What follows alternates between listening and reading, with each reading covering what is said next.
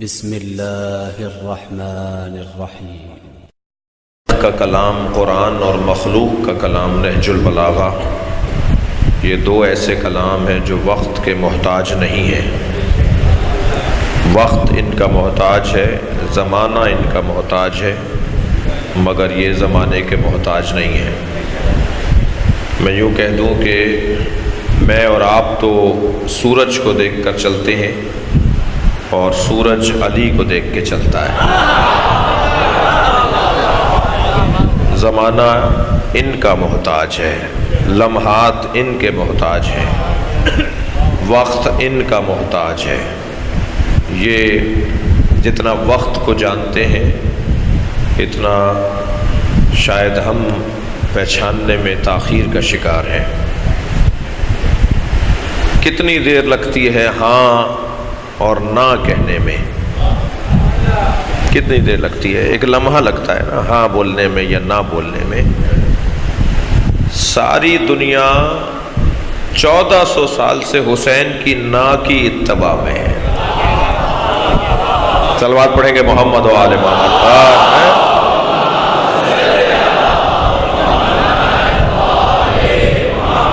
لہٰذا میں اور آپ جہاں بیٹھے ہیں اس سے اچھی جگہ نہیں ہے۔ دنیا کہاں بیٹھی ہے مجھے اس سے غرض نہیں ہے، مگر ہم جہاں بیٹھے ہیں وہاں سے جنت کا رستہ بنتا ہے، ترقی کی راہیں کھلتی ہیں۔ انسان کے لیے اصول زندگی اگر کہیں سے نصیب ہوتے ہیں، کہیں سے ملتے ہیں تو وہ یہی گھرانہ ہے۔ سعادتیں، بلندیاں، رفعتیں، عظمتیں، اوج، کمال، یہ سب اس گھرانے کے نام ہیں۔ انسان فطری طور پر کمال طلب ہے، انسان فطری طور پر کمال جو ہے، ہم فطری طور پر کمال کو ڈھونڈتے ہیں۔ یہ چھوٹا سا بچہ انہی جوتیوں میں پیر ڈالتا ہے جو ابا پہنے ہوئے تھے، وہی پین مانگتا ہے جس سے اماں لکھ رہی تھی، اسی کنگھی سے کنگھا کرنا چاہتا ہے جس سے ابھی ابا کنگھا کر رہے تھے، یہ وہی چیز مانگتا ہے جو اس کا بڑا کر رہا ہوتا ہے۔ یعنی گویا یہ اپنی فطرت میں ہمیں بتا رہا ہوتا ہے کہ میں آئیڈیل کو مانتا ہوں، میں مثال کو مانتا ہوں، میں اسویت کو پسند کرتا ہوں۔ یہ اسے بڑے ہو جانے کے بعد کیا ہو جاتا ہے کہ اپنے علاوہ پھر کسی کو بڑا ماننے کو تیار نہیں ہوتا۔ جتنا فطرت سے قریب ہوتا ہے یہ کسی کو اپنا بڑا مانتا ہے۔ بس بڑا ماننے کا جو جذبہ ہے وہ فطری ہے، کسی کو اپنے لیے مثال ماننا یہ فطری ہے۔ اب کسی کے نزدیک کمال حسن ظاہری ہے تو حسینوں سے دوستی کرتا ہے، کسی کے نزدیک کمال علم ہے تو اہل علم سے دوستی کرتا ہے، کسی کے نزدیک کمال شجاعت ہے تو وہ بہادروں سے تعلقات بہتر کرتا ہے، کسی کے نزدیک کمال کرسی ہے تو وہ اہل منصب سے دوستی کرتا ہے، کسی کے نزدیک کمال شہرت ہے تو وہ مشاہیر سے تعلقات کو بہتر کرتا ہے۔ اللہ نہیں چاہتا تھا کہ لوگ در در کی ٹھوکریں کھائیں، اللہ نے ایک ہی گھر میں سارے کمالات رکھے۔ صلوات پڑھیں گے محمد و آل محمد۔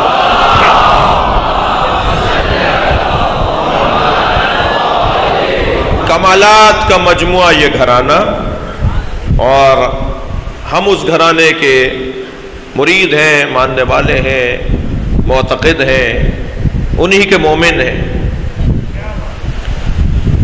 اب نظام تو اس سے اچھا نہیں ہے، نظام اس سے اچھا ہو بھی نہیں سکتا۔ مجھ سے ایک جوان کہنے لگا جی تقویٰ کی تعریف کریں، تقویٰ کسے کہتے ہیں؟ تو میں نے قرآن کی کچھ آیات پڑھ کے میں نے کہا جی تقویٰ کی نظری تعریف تو یہ ہے کہ جو قرآن و حدیث میں آئی ہے، تقویٰ کی عملی تعریف یہ ہے کہ کوئی علی سے دور نہ ہو۔ جو مولا علی سے دور رہے گا وہ متقی نہیں ہو سکتا۔ تقویٰ کی سب سے بڑی خلاف ورزی یہ ہے کہ اہل بیت کے علاوہ کسی اور کو مانا جائے۔ اس سے بدتر تقویٰ کی بدترین کیفیت کوئی اور نہیں ہوتی۔ وہ تقویٰ پرہیزگاری کہاں ہے کہ جو نمازیں تو اچھی ہوں، عبادتیں تو اچھی ہوں، اور جو اہل بیت کے بغیر عبادت ہوگی وہ نفسیاتی بیماری ہوگی۔ جو اہل بیت کے ساتھ اللہ کی عبادت ہوگی وہی اہل تقویٰ ہے، وہ اہل پرہیزگاری ہے۔ اللہ نے ہمیں اس گھرانے سے آشنا کیا ہے، نظام بہترین بنا کر دیا ہمارے بڑوں نے جو ہمیں سسٹم دیا ہے اس سے اچھا نہیں ہو سکتا۔ سن 61 ہجری میں امام حسین نے جس عالمی اوپن یونیورسٹی کی بنیاد رکھی تھی، یہ جعفر طیار کا امام بارگاہ اس کا ایک کیمپس ہے۔ ہر جگہ امام حسین کے نام پر تعلیمی درسگاہیں لگی ہوئی ہیں، مسلسل لیکچر ہو رہے ہیں، مسلسل طالب علم کلاس میں آ کے بیٹھ رہے ہیں۔ اور اس کلاس کا بھی حسن بڑا عجیب ہے کہ یہ بچہ بھی بیٹھا ہے، وہ بزرگ بھی بیٹھے ہیں، وہ ڈرائیور بھی بیٹھا ہے، وہ فیکٹری کا مالک بھی بیٹھا ہے، وہ ڈاکٹر بھی بیٹھا ہے، وہ انجینئر بھی بیٹھا ہے، جی وہ ککڑی بیچنے والا بھی بیٹھا ہے، وہ فیکٹری کا مالک بھی بیٹھا ہے۔ اور جس فیکٹری میں 200 گاڑیاں ہیں اس کا مالک بیٹھا ہوا تھا کہ ایک بندہ کودتا پھاندتا آیا، اس کے آگے آ کے بیٹھا اور بیٹھتے بیٹھتے لات بھی لگ گئی۔ اس نے جب مڑ کر دیکھا کہ یہ کون ہے جو میرے آگے آ کے بیٹھا، تو نظر آیا کہ جو اسی کی فیکٹری کا ڈرائیور ہے۔ تو ابھی فوراً ذہن میں خیال آنے لگا کہ اسے ڈانٹے کچھ کہے۔ حسین نے فوراً دماغ میں خیال ڈالا یہ تمہارا نوکر نہیں ہے، یہ میرا مرید ہے، یہ میرا چاہنے والا ہے، اور فرش اعضاء پر سب برابر ہیں۔ ایسا نہیں ہے کہ بڑوں کے لیے کرسی لگائی گئی ہے اور فلاں کے لیے گدا بچھایا گیا ہے، اور فلاں کو تبرک ڈبل ملے گا اس لیے کہ وہ فیکٹری کے مالک ہیں، اور فلاں کو تبرک بھی نہیں ملے گا اس لیے کہ وہ اس فیکٹری کا جو ہے وہ نوکر ہے۔ یا معاملہ ہی کچھ اور ہے۔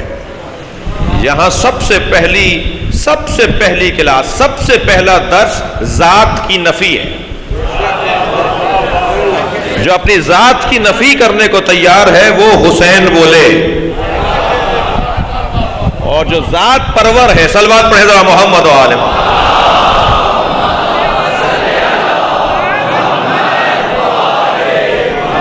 جو ذات پرور ہے، جو اپنی ذات کو، اپنی نفس کو، اپنے آپ کو بڑھانا چاہتا ہے اور موٹا کرنا چاہتا ہے، اپنی نفسانیت کو، وہ امام حسین سے دور ہے۔